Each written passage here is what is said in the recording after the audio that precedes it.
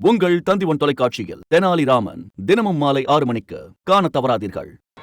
கேப்டனுடைய சொல்லலாம், இந்த கூட்டத்தை பார்த்தே சொல்லலாம். கேப்டன் எப்படி அவருடைய குணம், உதவி செய்கிற பண்பு எல்லாம் உங்களுக்கு இந்த கூட்டத்தை பார்த்தே சொல்லலாம். தனிப்பட்ட முறையில் எனக்கு சொல்லணும்னா, நான் கேப்டனுடைய தவசி, நிறைஞ்ச மனசு, பேரரசு, சுதேசி, எங்கலாசான், சகாப்தம் முறைக்கு நிறையா படங்கள், ஒரு 10-12 படங்கள் நடிச்சிருக்கிறேன். அவருடைய ரிசப்ஷனுக்குலாம் வந்திருக்கிறாரு. ஒரு மிகப்பெரிய ஆளுமை. அவருடைய இழப்பு வந்து இந்த நம்ம தமிழ் திரையுலகுக்கு மட்டும் இல்லை, மக்களுக்கும் பெரிய இழப்பாகும். எளிமையான பண்பு, குணம், மற்றவங்களுக்கு உதவி செய்யணும்.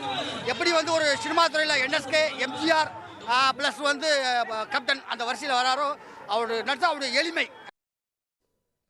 இந்த நேரத்தில் தான் கடந்த ஆண்டு இதே நேரத்தில் எல்லா அரசியல் தலைவர்களும் அவருடைய புகழுடலுக்கு சென்று அஞ்சலி செலுத்தி வந்தார்கள். ஓராண்டு நிறைவாகிறது அவர் மரணித்து.